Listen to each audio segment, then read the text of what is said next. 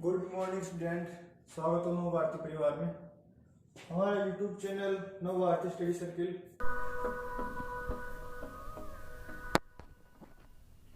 Subscribe करें, bell icon दबाएं। आज आपको पढ़ाएंगे हम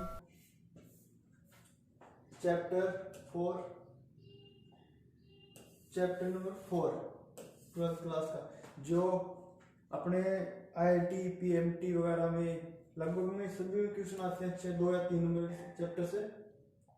बहुत इंपोर्टेंट है केमिकल काइनेटिक्स।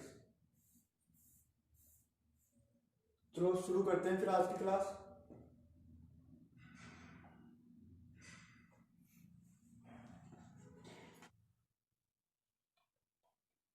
हाँ, वो थोड़ा माइक में प्रॉब्लम थी। अध्याय 4 रासायनिक बल गति। इसमें अपन को पढ़ना है जो अपनी अभिक्रिया होती है उसका वेग। ठीक है, अपने इसका इंट्रोडक्शन देखते हैं। रसायन विज्ञान की वह शाखा जिसमें रासायनिक अभिक्रिया के वेग को प्रभावित करने वाले कारकों का अध्ययन किया जाता है। इसमें वेग को प्रभावित करने वाले कारकों का अध्ययन किया जाता है, इसे रासायनिक बल गतिकी कहते हैं। अब आता है अभिक्रिया का वेग, रेट ऑफ रिएक्शन।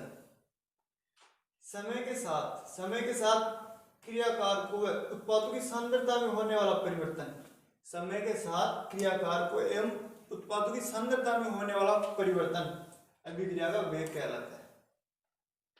क्वेश्चन मतलब आ सकता है कि अभिक्रिया का वेग की परिभाषा बताइए, तो यह होगा मतलब क्रियाकार उत्पाद की सांद्रता में होने वाला परिवर्तन किसके साथ, समय के साथ में। अब चलते हैं आगे। क्रियाकारकों की सांद्रता में कमी होती है, प्रेजेंट क्रियाकारकों की सांद्रता में कमी होती है, उत्पादों की सांद्रता में वृद्धि होती है।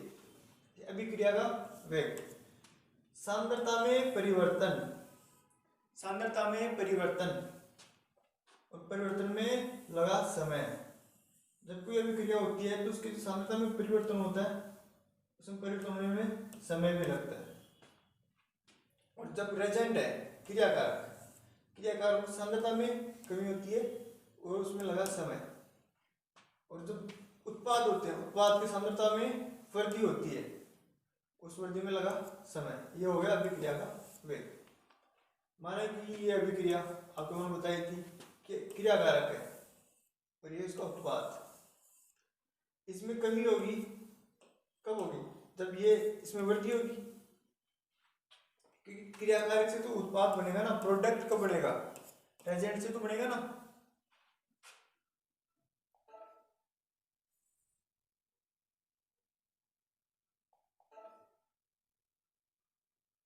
हाँ, अभिक्रिया का वेग यह है अभिकारक।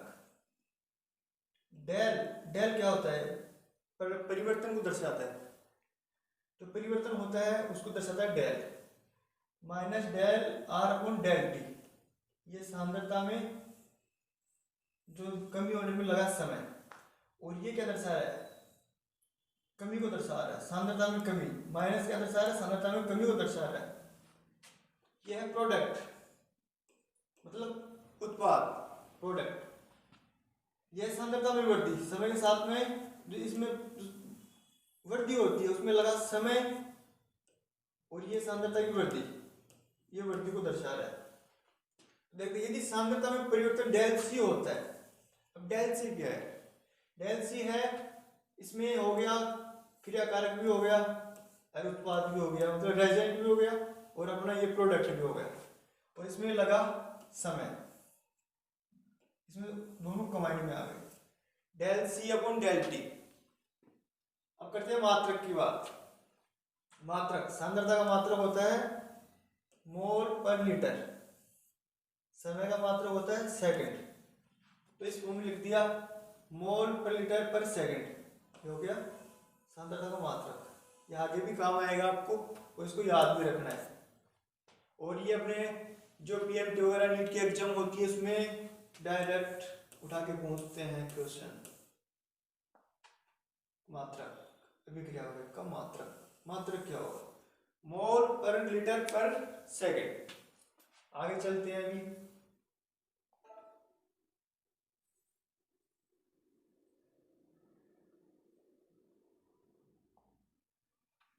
सांद्रता व समय, सांद्रता समय के मध्य वक्र, यह अधिकतम दर्शा रहा है, ये न्यूनतम। ठीक है, सांद्रता गिर रही है धीरे धीरे, मतलब कमी हो रही है। क्रियाकार को भी कमी हो रही है तो वृद्धि कहाँ होगी? जब अभिक्रिया में ये रेजेंट इससे बन रहा है प्रोडक्ट, तो इससे ये बन रहा है तो इसमें वृद्धि होगी। जब क्रिया कारकों में कमी होगी समय के साथ में, जो समय लगता है, तो इसमें कमी होगी समय के साथ में, तो उत्पाद में वृद्धि होगी। तो प्रोडक्ट बन रहा है तो उसकी सांद्रता में वृद्धि होगी, और इसमें लगा समय। ये इसकी कमी को दर्शा रहा है, ये इसकी वृद्धि को दर्शा रहा है। समझ गए होंगे? अब बात करते हैं तात्कालिक वेग। उससे पहले आपको मैं एक ग्राफ और बता देता हूं। ये रहा, ये प्रोडक्ट बात, यहां हुई सांद्रता, सांद्रता यह कमी को दर्शा रहा है, ये वृद्धि को दर्शा रहा है।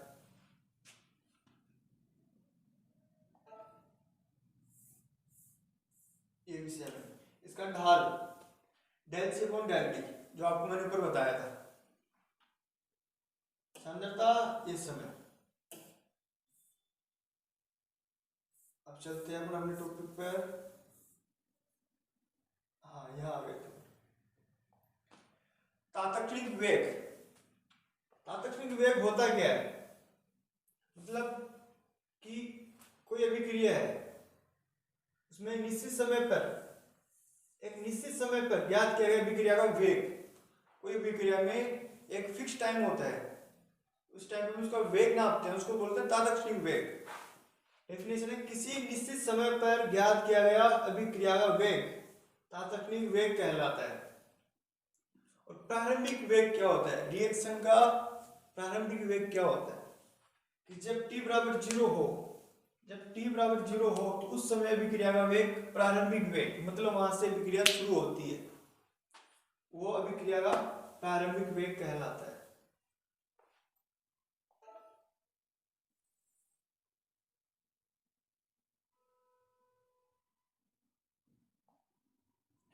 अब बात करते हैं अभिक्रिया की कोटि। प्रारंभिक वेग हो गया, अभिक्रिया की कोटि के द्वारा वेग इस तरह की इकाई का निर्धारण किस प्रकार करेंगे? क्वेश्चन है, अभिक्रिया की कोटि द्वारा, अभिक्रिया की कोटि द्वारा वेग स्थिरांक, वेग स्थिरांक, वेग स्थिरांक की इकाई का निर्धारण कैसे करेंगे? तो ये है आंसर द्रव अनुपातिक क्रिया नियम से। कौन से नियम से? द्रव अनुपातिक क्रिया नियम से। किसी रासायनिक अभिक्रिया का, किसी रासायनिक अभिक्रिया का वेग अभिक्रिया में भाग लेने वाले क्रियाकार पदार्थों की सांद्रता, यहां पे नोटिस करना, क्रियाकारक पदार्थों की सांद्रता की घातांक के समानुपाती। देखना है इसको, अभिक्रिया में भाग लेने वाले क्रियाकारक, जो भी क्रिया में भाग ले रहे, उन पदार्थों की सांद्रता की घातांक, उन पदार्थों की सांद्रता की घातांक, ये उसके समानुपाती होगा। ये घातांक हो गए और ये सांद्रता एबीसी, और ये इसके अभिक्रिया में इसके समानुपाती हो गया ना समानुपाती। जो डेफिनेशन में बोल रहा है कि वेग, अभिक्रिया का वेग अभिक्रिया में भाग लेने वाले क्रियाकार उन पदार्थों की सांद्रता की घातांक के समानुपाती, पदार्थों की सांद्रता की घातांक, पदार्थ की सांद्रता के घातांक के समानुपाती हो गया। जो हमको लिखा रखा है उसी के अकॉर्डिंग चल रहा है।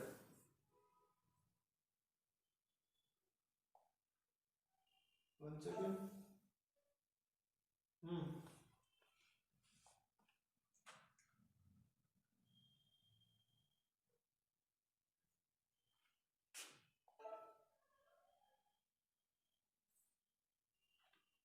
ठीक है ना। द्रव्यानुपातिक क्रिया नियम से अभिक्रिया का वेग समानुपाती, ये सांद्रता होगी, इसका पावर a, इसके पावर b, इसका पावर c। जब ये समानुपाती हटेगा तो उसकी जगह स्थिरांक आएगा k। जो k स्थिरांक आएगा वो होगा वेग स्थिरांक। ये देखो नीचे लिख रखा होगा, हाँ ये के वेग स्थिरांक जो पदार्थ की प्रकृति और ताप पर निर्भर करता है। के किस पे डिपेंड करता है? मतलब वेग स्थिरांक जो पदार्थ की प्रकृति उसके टेम्परेचर पर डिपेंड करता है।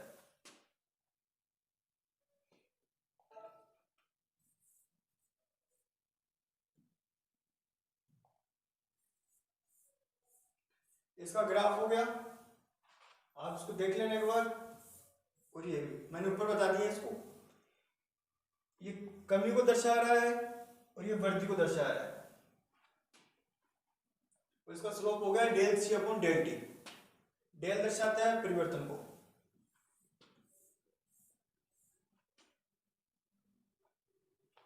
यदि ये बोल रहा है ए बी सी की सांद्रता 1 मोल प्रति लीटर हो, 1 मोल प्रति लीटर हो, अभिक्रिया का वेग अपने जस्ट अभी ऊपर देखा था, अभिक्रिया का वेग, वेग स्थिरांक है विशिष्ट अभिक्रिया वेग है। वेग स्थिरांक है विशिष्ट अभिक्रिया वेग है जब कारकों की सांद्रता इकाई हो, तब कारकों की सांद्रता इकाई हो। जैसे कि अभिक्रिया का वेग या जो अपना फॉर्मूला ऊपर फाइंड किया था वही है, ये वेग स्थिरांक, ये सांद्रता, इसके घातांक मोल। अभिक्रिया का वेग अपने ये फॉर्मूला ऊपर भी लिखा हुआ था, बताया भी था मैंने, सांद्रता बटे समय। जो मतलब सांद्रता में कमी वृद्धि होती है उसमें समय लगता है, सांद्रता बटे समय। के स्थिरांक के का क्या आ गया, ये आपको बताया था, ये सांद्रता है, ऊपर बताया था मैंने, लिखा भी हुआ है ए बी सी सांद्रता है। एक की जगह सांद्रता सांद्रता सांद्रता, इनकी पावर ए बी सी। आपने सुना होगा कि जब आधार समान होते हैं, जब आधार समान होते हैं तब क्या होता है? जब आधार समान होते हैं तो घात जुड़ जाती हैं। ये देखो, जब आधार समान होता है तो घातें जुड़ जाती हैं। तो सांद्रता, आधार समान है तो ये हो गया, यहाँ सांद्रता आ गई और इनके घातांक ये ऐड हो गए। अपना के यहाँ पे है, ये सांद्रता और इसका घातांक के। जब के इधर आता है,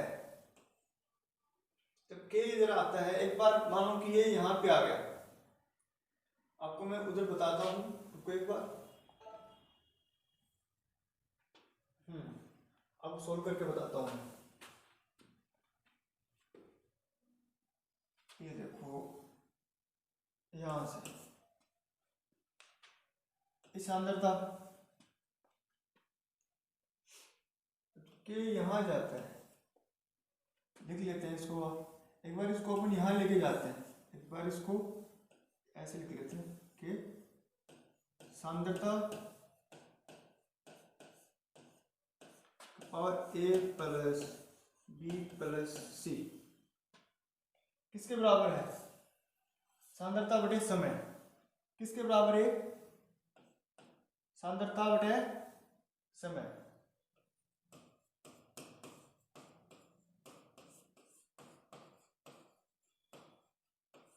इसके बराबर है, तो हमको के निकालना है, ओनली के। ये के है तो इसके मल्टीप्लाई में है, इसके मल्टीप्लाई में तो ये भाग में चला जाएगा, आ गया ना। समय नीचे है, समय नीचे है, ये इसके मल्टीप्लाई में है तो इसके भाग में चला जाएगा, ये आ गया, और ये सांद्रता अपना ऊपर है। आ गया समझ में? देख लो आराम से। अब करते हैं आगे।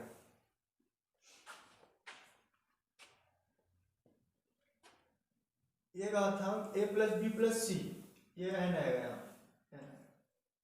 यहाँ पे क्या आएगा, n आएगा। हम मानते हैं कि इनके बराबर ये n है।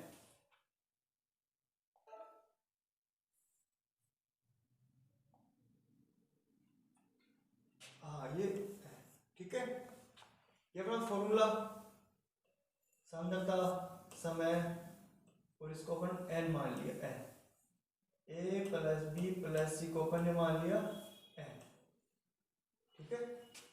अब ये n आ गया, अब ये इसको ऊपर लेके जाएंगे अपन, ये रहा ऊपर लेके जाएंगे, और से देखो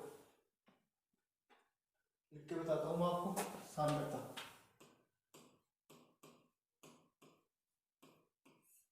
सांद्रता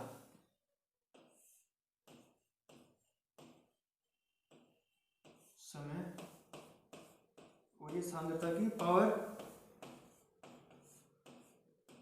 सांद्रता की पावर n जो अपन ने माना है, ये इसकी पावर n हो जाएगी। तो अब लिखते हैं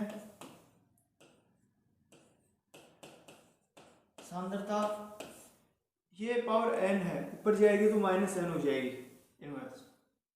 या किसकी पावर एक है, किसी भी मान लो a है, इसकी भी पावर एक होती है, कुछ भी मान लो पावर एक होती है, तो इसकी पावर एक, ये ऊपर जाएगा इनवर्स में हो जाएगा। सांद्रता सेम है ना, वन माइनस n, और ये समय नीचे, ये आ गया ना। सांद्रता वन माइनस n बटे समय। अब ये समय है, अब समय को ऊपर ले जाते, नीचे भी है कोई दिक्कत नहीं, अब ऊपर ले जाते हैं, क्योंकि अपन मात्रक बनाना है, ऊपर ले जाते हैं। समय को लाएंगे तो ये भी इनवर्स में हो जाएगा। ये रहा समय का मात्रक सेकंड, इनवर्स में है सेकंड, इनवर्स में आ गया। सांद्रता का मात्रक मोल पर लीटर, सांद्रता का मात्रक मोल पर लीटर, इसका पावर ये आ गया। अब ये n है, यहाँ पे ये दिख रहा है n, ये n क्या है, अभिक्रिया की कोटि, ये कहलाएगी अभिक्रिया की कोटि। अब ये फॉर्मूला आपको याद रखना है, फॉर्मूला आपको याद रखना है, क्योंकि अभी एक कोटि निकालेंगे और अपन इसका मान रखेंगे n का, प्रथम कोटि के लिए, द्वितीय कोटि के लिए शून्य कोटि अभिक्रिया होती है, तो इसको अपन को याद रखना है। अपने जो कंपटीशन एग्जाम होते हैं उनमें भी ये डायरेक्ट पूछा जाता है। तो अब चलते हैं आगे। ये शून्य कोटि अभिक्रिया के लिए k का मात्रक, अब मैंने कहा था ना कि याद रखना, वो यहाँ पे n बराबर 0, शून्य कोटि अभिक्रिया के लिए n बराबर 0, n बराबर 0 रखो, n बराबर 0 रखते हैं, तो ये इसका पावर 1 आएगा। पावर 1 तो सभी को होता है, उससे कोई फर्क नहीं पड़ता। मोल पर लीटर सेकंड इनवर्स, ये ऐसे कैसे आ जाएगा। अब रखते हैं प्रथम कोटि अभिक्रिया के लिए, प्रथम कोटि अभिक्रिया के लिए, प्रथम मतलब 1, तो n बराबर 1 रखो। ऐसे होता जाएगा, जैसे n बराबर 1 रख दिया, 1 माइनस 1 0 हो गया। किसी की पावर 0 होती है, मतलब मान लो x है, इसकी पावर 0 है, तो इसका मान हो जाएगा 1। किसी की भी पावर 0 हो, उसका रिजल्ट होगा 1, तो ये हो जाएगा 1, और ये सेकंड इनवर्स का सेकंड इनवर्स। ऐसे हम जितने के लिए n बराबर 2 रख देंगे। अब करते हैं अभिक्रिया की कोटि।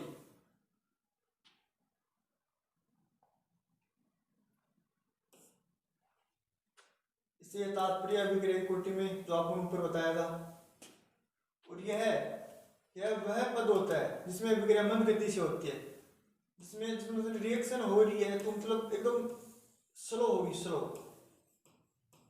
एकदम स्लो होगी, मतलब जिसमें अभिक्रिया मंद गति से होती है, यह वह पद है।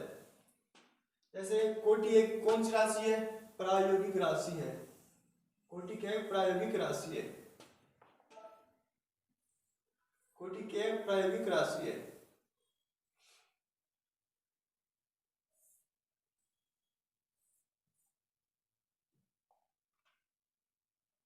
कोटि के प्राकृत किसी भी अभिक्रिया की कोटि शून्य पूर्णांक या भिन्नात्मक हो सकती है। किसी भी अभिक्रिया की कोटि शून्य भी हो सकती है, पूर्णांक भी हो सकती है, भिन्नात्मक भी हो सकती है। समझ गए? अब बात करते हैं अणुसंख्यता। अणुसंख्यता क्या होती है? अणुसंख्यता होती है अणुओं की संख्या। जैसे कोई रिएक्शन होती है जिसमें जो भी अणु होते हैं उसकी संख्या। अब ये रिएक्शन है H2 + Cl2, प्रोडक्ट बन रहा है 2HCl। कोटि का मान अभी बताया था मैंने, और ये जो प्रैक्टिकली हम करते हैं उसके अकॉर्डिंग निकलता है, ये आपको याद रखना पड़ेगा। अणुसंख्यता, अणुओं की संख्या। इसमें अणुओं की संख्या एक हाइड्रोजन हो गया, एक क्लोरीन हो गया। एक हाइड्रोजन एक क्लोरीन मतलब 2 हो गए। अणुओं की संख्या 2 मतलब अणुसंख्यता 2। कितनी होगी अणुसंख्यता? 2 हो गई।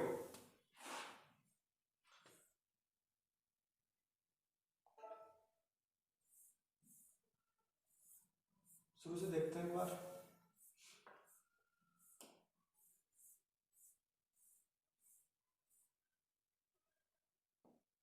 आपको बताया था कि अभिक्रिया को प्रभावित करने वाले कारक, ठीक है। इसका मतलब अभिक्रिया सांद्रता में कमी होती है, इसमें लगा समय, ये कमी को दर्शाता है, ये वृद्धि को दर्शाता है।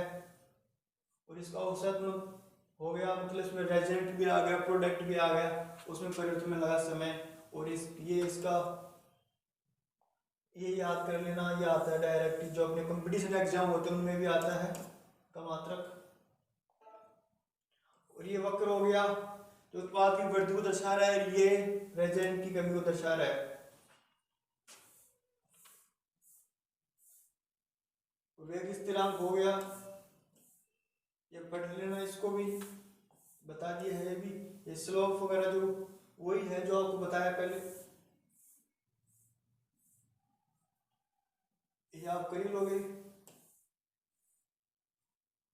और अणुसंख्यता, और इससे कल आगे आपको बता देंगे। धन्यवाद। अपना YouTube चैनल नव भारती स्टडी सर्किल, यहाँ पे सभी की क्लास होती है, 11th क्लास 12th क्लास सभी सब्जेक्ट होते हैं। तो अपने YouTube चैनल को सब्सक्राइब करना है और बेल आइकन दबाना है और ज़्यादा से ज़्यादा शेयर करना है। यदि आपको कोई कमी लगती है, कुछ डाउट होता है तो आप कमेंट में बताएं। थैंक यू, मिलते हैं फिर कल।